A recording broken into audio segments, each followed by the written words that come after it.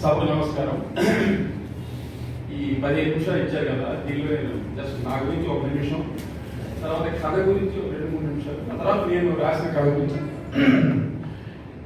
మాది కుసుమూరు అగ్రహారం, బొబ్బిలి దగ్గర వచ్చిన పల్లెటూరు, గ్రామం లాగా అక్కడ పుట్టాను. కాకపోతే నేను చిన్నప్పటి నుంచి సాహిత్య పుస్తకాలు మా ఊళ్ళో ఉండేది చదివాను.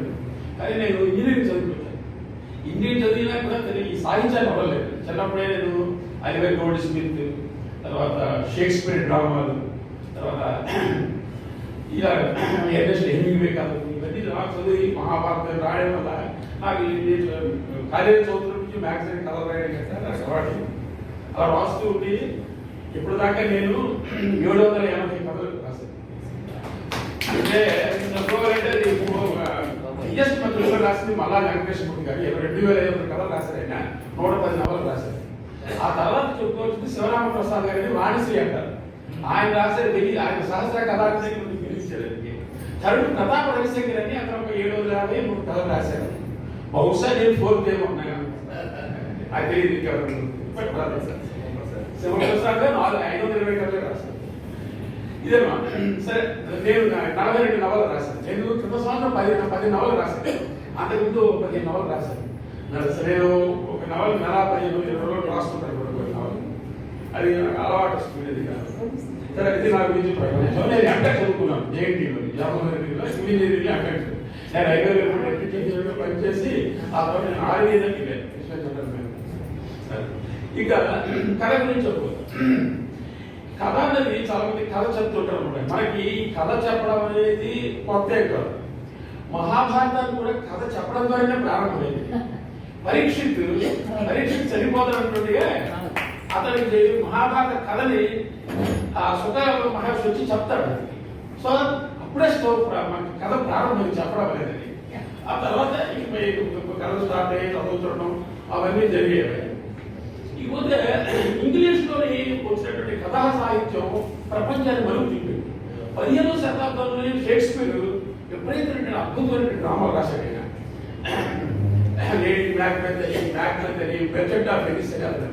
అలాగే ఆస్కార్ వైల్డ్ అనే అతను కూడా చాలా మంచి కథలు రాశాడు. అలాగే ఓ హెన్రీ కథలు ఎప్పటికీ మనం అవి వెంటాడుతుంటాయి మన కథలు. తెలుగు సాహిత్యానికి వస్తే కథలు ముఖ్యంగా చెప్పుకోవాలంటే ఫస్ట్ కథ రాసింది ఇప్పటికీ గురజాడ అంటే దిద్దుబాటు అని, కొందరు అచ్చమామ గారు రాశారని కూడా అదొక కాంట్రవర్సీ ఉంది. ఆ తర్వాత విశ్వ సత్యనారాయణ గారు పుట్టిన తర్వాత ఆధునిక సాహిత్యం బాగా బలపడింది. అతను కథ తక్కువ రాశారు, చాలా తక్కువ రాశారు. కాకపోతే ఆయన రాసిన నవలు 110 నవలు రాశారు. పురాణ కృతమాల, 1000 పడగలు, అద్భుతమైన రాశారు.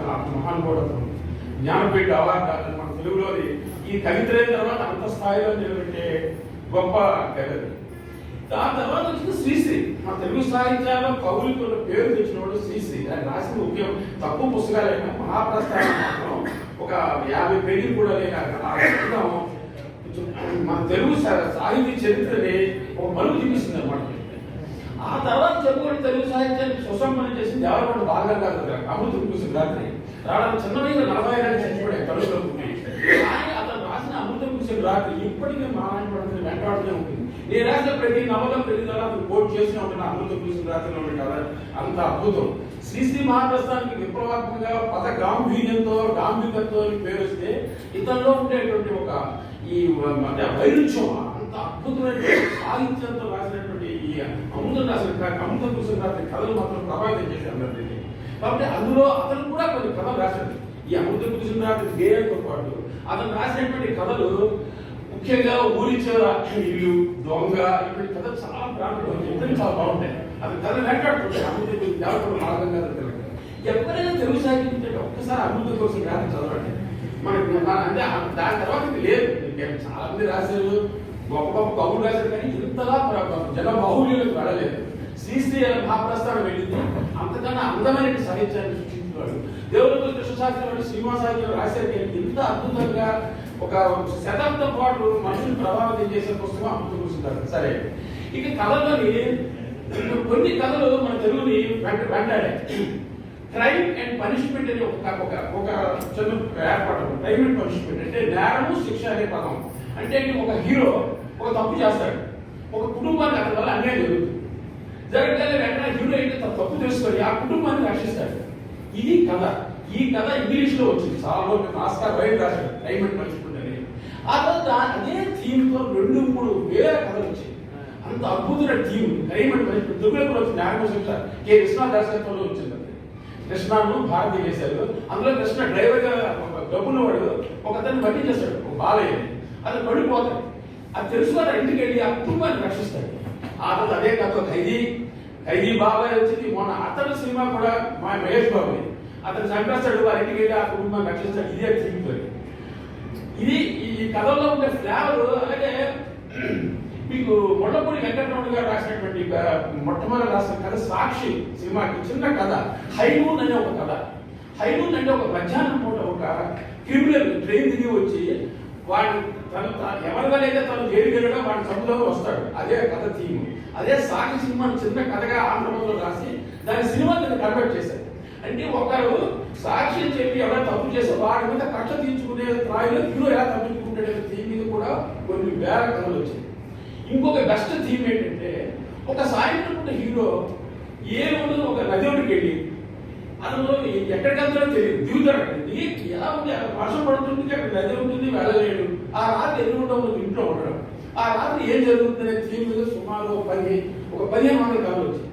నేను అదే థీమ్తో కనీసం నేను 40 కథలు రాశాను. ఒక వర్షం కురిసిన రాత్రి, గాలివాన, ఇట్లా 100 కథలు వచ్చాయి. అదొక బెస్ట్ థీమ్ అనమాట. దానికి చాలా కారణాలు అదే థీమ్ తీసుకోవడం అనమాట. ఈ థీములని ఎన్నో ఎన్నో ఎన్నో ఎన్నో రాయొచ్చు. మీకు అలాగే బుద్ధిమంతుడైన కథ ముళ్ళపూడి వెంకటరమణ గారు the God and the villain అనే కథ రాసి బుద్ధిమంతుడు సినిమా అంటే ఒక దేవుడిని నమ్మడు, ఇంకొక దేవుడిని నమ్ముతాడు. రంగంలో కథని బుద్ధిమంతుడి కింద క్రియేట్ చేశాడు. చిన్న చిన్న కథలు ఫ్లేవర్తో రాసింది. అలాగే అస్కార్ వైల్డ్ రాసింది, ఓ హెన్రీ రాసినటువంటి 350 కథలు, అన్ని కొసమెరుపు కథలు ఓ హెన్రీ రాసిన కథలు. ఇప్పటికీ తెలుగు సాహిత్యంలో ఓ హెన్రీ